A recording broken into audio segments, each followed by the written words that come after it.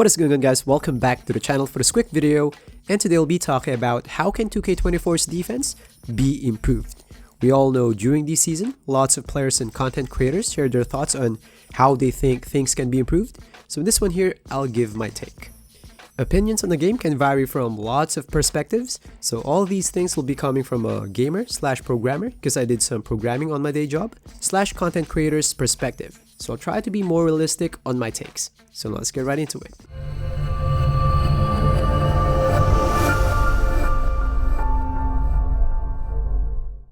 So basically, I find defense in general divided into three parts. You got the interior defense, which includes blocking inside.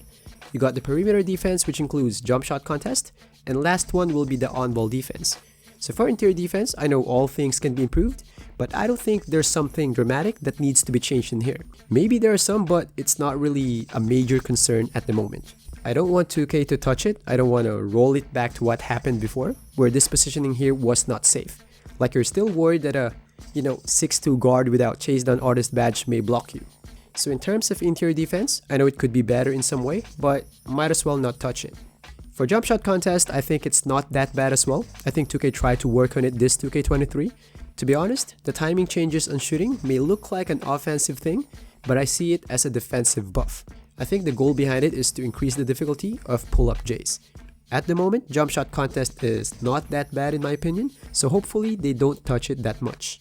For me personally, it's the on-ball defense part that 2K needs to focus on this year. You can say a lot of things on how to improve defense, but for us to really find a solution, let's start with the base or root of the problem. In my opinion, all the problems in defense are happening because the reaction time between the move of the dribbler and the defender is really in favor of the dribbler. Let's take a really simple example.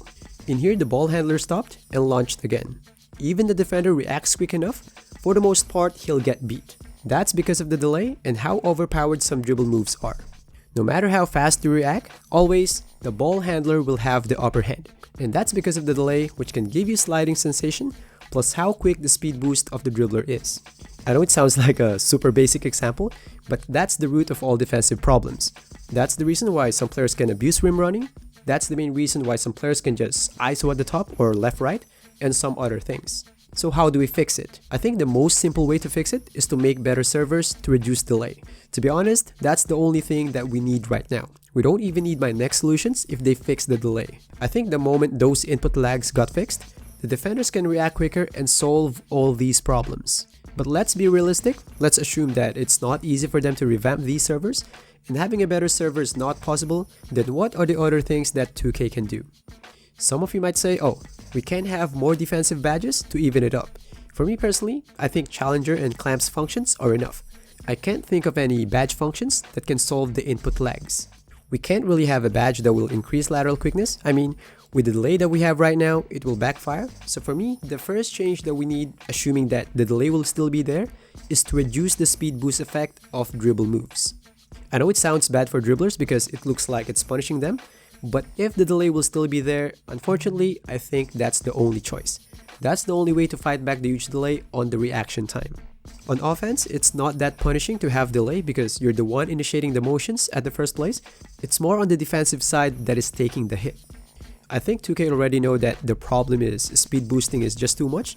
That's why they introduced adrenaline boost at the first place. I don't really mind how exactly 2K will do it, but as long as the power of speed boost will be reduced, I think it will really help defense. It'll be a domino effect. Rim running will be reduced, those left-right then fade at the corner will be reduced, and all those cheesy stuff. So now for the second solution, this one here could not be that effective as the last one, but I think bumping up the cutoff functions of Clamps badge can be really beneficial. That the moment you get a closer proximity to the ball handler, it will engage them for the most part. In that way, defenders can catch up for a bit. To be honest, I feel like 2K is really trying to make an effort with these kind of things from the past years. Lots of players demanded for rim run defense, so they tried to bump up chase down blocks back in 22. It just happened that they turned it up too much. Players demanded for shooting nerfs, so they introduced the timing changes on shooting. Maybe they just put it too much as well. Then this year, they tried to introduce the adrenaline boost to reduce the ISO ball type of play. So I think in terms of trying to make some effort in this, it's looking good for 2K. So hopefully, everything will be better this year. So just for a quick recap, I think the main solution is to reduce delay, then if it's not possible, reducing the power of speed boost and bumping up the frequency of cutoff animations will solve a lot of problems. So that's all for the video. If you want to add something, just leave it in the comment section down below. Thanks for watching, and I'll see you guys in the next one. Peace.